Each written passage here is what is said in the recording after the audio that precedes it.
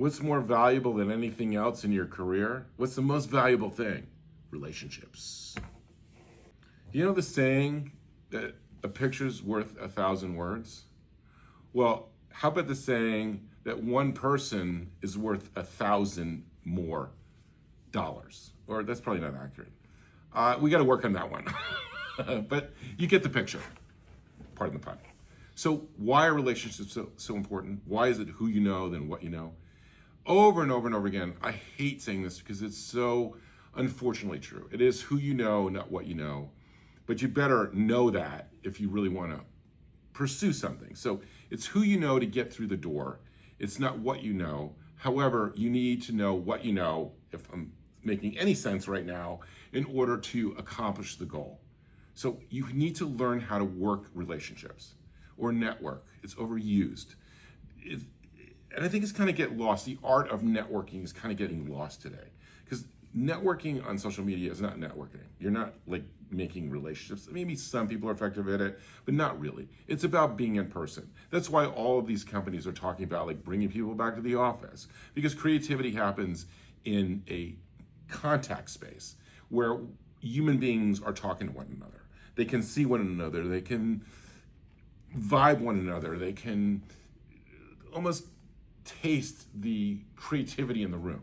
So I always say that if you are capable, and hopefully you are, or you learn to be capable of creating relationships, long-lasting relationships in person, those are incredibly valuable, more valuable than anything else, because those will lead you to opportunities, space, creativity, all the things in the lessons we talked about. Remember, you are not an island. It is a community, and you have to learn how to develop your own community, and you have to learn also how to make those relationships. Because, yes, a picture is worth 1,000 words. One relationship is worth 1,000 leads. Okay, I got it. One relationship is worth 1,000 leads of being excellent. I think that's good. We'll see. Here's your lesson, or here are your tools, or here's what I want you to do. This one, I love doing this. I tell people to do this all the time. I want you to go out to eat for lunch. I want you to sit at a bar, every single one of you, not with someone, and talk to the person on your left and talk to the person on your right, and make a contact. This is an important lesson to be learned. I know it's going to be painful for some of you, and I know it's going to be awful. And please, don't do anything inappropriate. Do a polite, correct way to do this, okay? Strike up a conversation while you're eating lunch. You may make a relationship. You never know. I have that rule I make. Take every meeting, take every call. Why do you think I make that rule for myself? Of course, it's impossible sometimes. But why do you think I make that rule for myself?